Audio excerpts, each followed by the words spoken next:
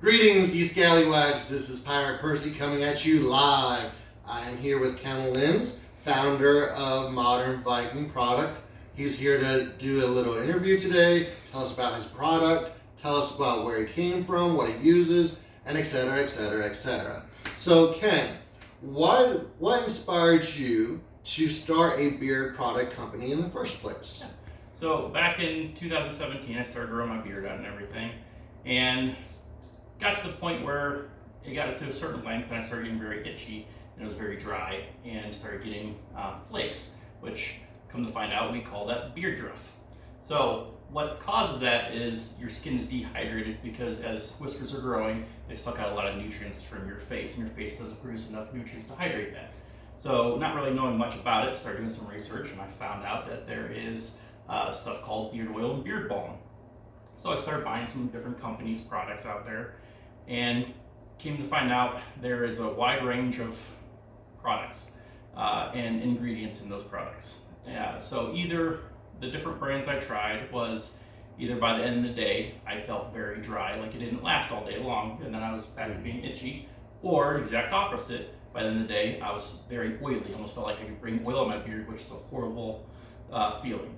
So not really knowing much, I started experimenting, making my own, and after a lot of trial and error and a lot of stuff down the drain, I initially came up with my unscented beard oil.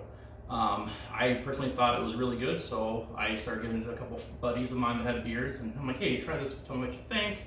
And they started experimenting with it, and they said they really like it, and that's kind of where things got. And I think I answered a lot of questions now. You did. That took care of round one. Now on to round two, right? But no. You talked about your business origins and what motivated you. Obviously, nothing's fun about an itchy beard. Correct. But what about product development? How did you develop your first product? So, like I was saying, a lot of trial and error. I started blending different bases of ingredients.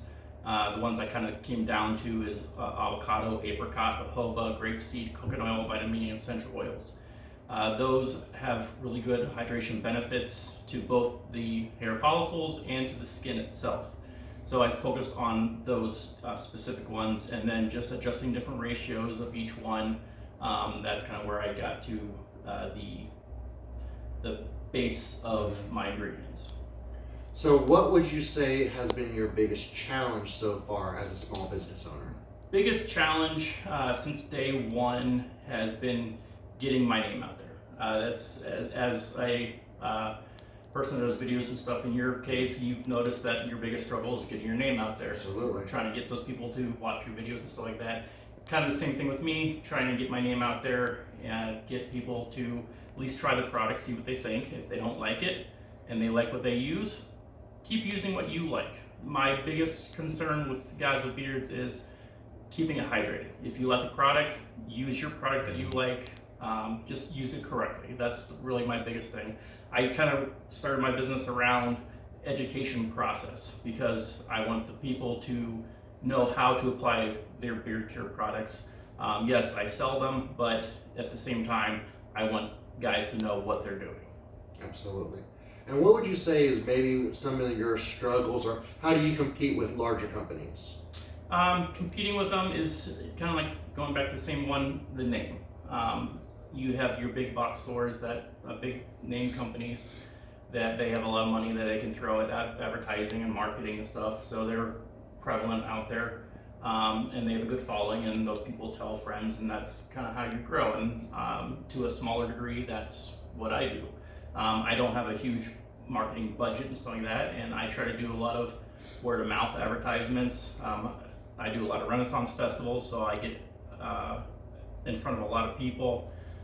That has been a lot of big growth of mine, is the Renaissance festivals, and just that face-to-face connection with the customers, and just that personal touch I like to put on each of my orders. So if you order online with us, one thing you'll get is a personalized note from me or one of my staff members to be that little touch of inspiration or that touch of personal care being delivered to you if you can't be at a Renaissance festival with us. And how important would you say exactly social media is for you and your company? Social media is up there. It's not one of our biggest things that we strive with. We do try to connect with all of our customers. As far as we do some marketing aspects with emails, we do TikTok, Facebook, Instagram. We're on all the main platforms, if you will. But just trying to be connecting with our customers. We don't try to push a lot of sales and stuff. We only do a handful of sales every year, so we don't do a lot of advertisement aspects on social media. I've experimented with it in the past, and every time I've done, it's kind of been a flop. So kind of go back to our roots and try to keep with that personal face-to-face communication with everybody. Gotcha. Now, Ken, buddy, we've talked about the logistics. We've talked about the business aspect. What is one of your most memorable customer moments? So one of my most memorable customers, this was back in 2022 or 2021, one or the other. We were at the Ohio Renaissance Festival, and at the time it was myself, Isaac and Ian were past employees of mine that we were there, we were working, and I was working the table, and I had a customer that looked kind of irate. He walked up to the table, and he looked at me, and he pointed to my left, and he said, "That asshole." And when I looked to it would be my right, his left, the gentleman standing there was Isaac, my employee. And I looked at his face, and he went ghost white, as if, what is this guy saying? I don't even know who this is. And my first reaction was, oh no, what did Isaac do? So fast forward a little bit, come to find out, it wasn't even our incident. It was, he had an incident with another vendor or patron, something that had irritated him, and the next place he had went to was our booth, and he was just kind of being frustrated and doing all that. But after that, he actually became a lifelong customer, and every time I see him at shows and stuff, I'm like, "Hey, asshole!" So it's been a long ongoing joke with him and I, and it's one of those things that we laugh every time we see each other, and it was like one of those little bonding moments, if you will, with a customer. But kind of like I almost feel like I'm beating a dead horse at this point, is going back to the whole face-to-face connection with your customers. That's something you can't quite get on social media and stuff. So doing that whole face-to-face thing. So it's safe to say, how would you describe how you've been able to build a community around your brand, whether it was online, whether it was locally?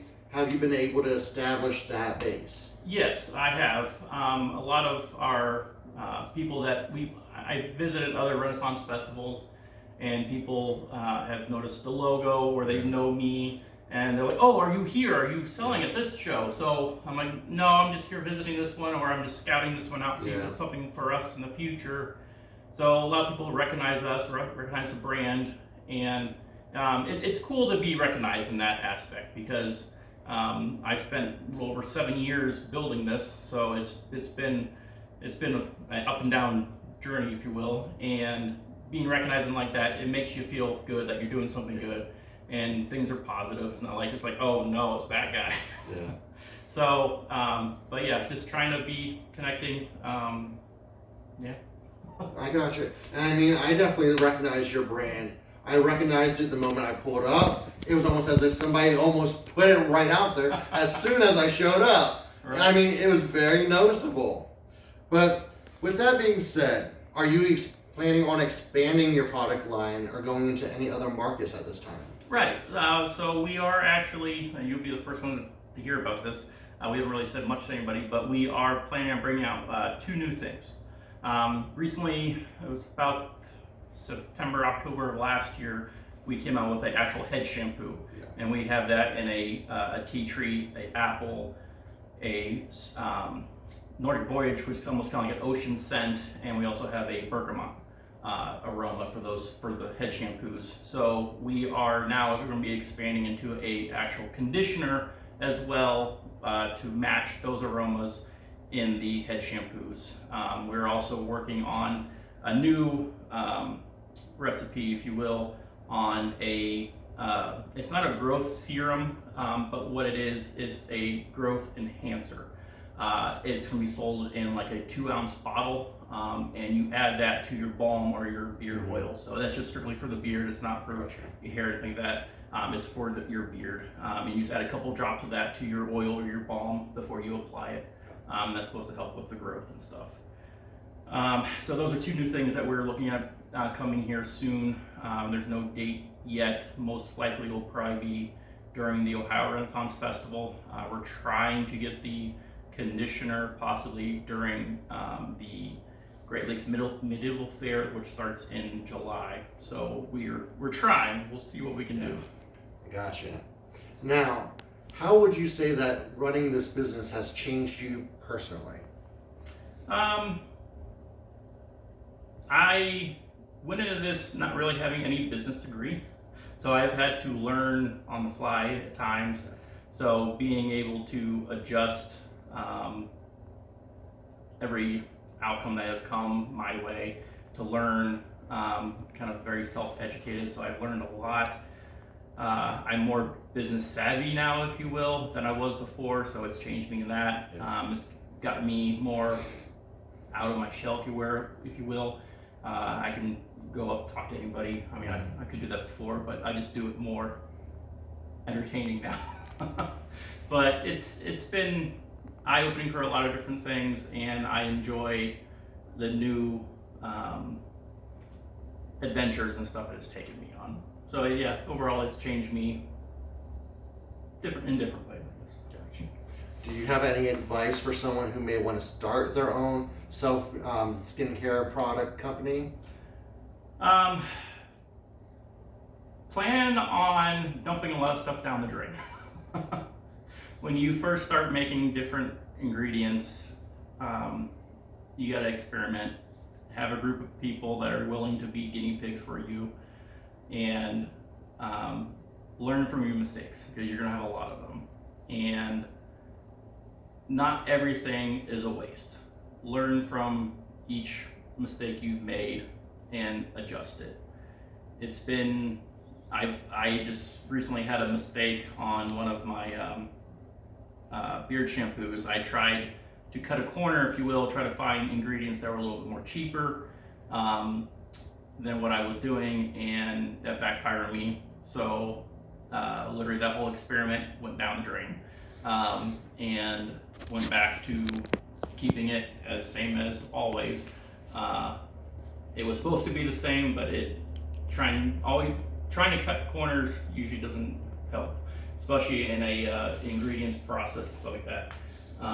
So yeah, just keep trying until you figure it out. That's my best advice. Awesome. Well, Ken Lins, thank you for joining us here today. No problem. Appreciate it. This is Pirate Percy telling you to go pillage, go plunder, go buy some product at modernvikingllc.com. Correct. And go check him out. He will be at Celtic Festival here in Ohio this coming week. Well, maybe not this coming weekend, depending on where it airs. If it airs later, definitely check him out at Great Lakes Medieval Fair. Look for me at Great Lakes Medieval Fair. Feel free to hashtag either one of us if you see us there. Walk up to us, say hello. You know what? Just come and let us know that you're there and that you appreciate what we're doing. Until then, go pillage, go plunder. Skull. Skull.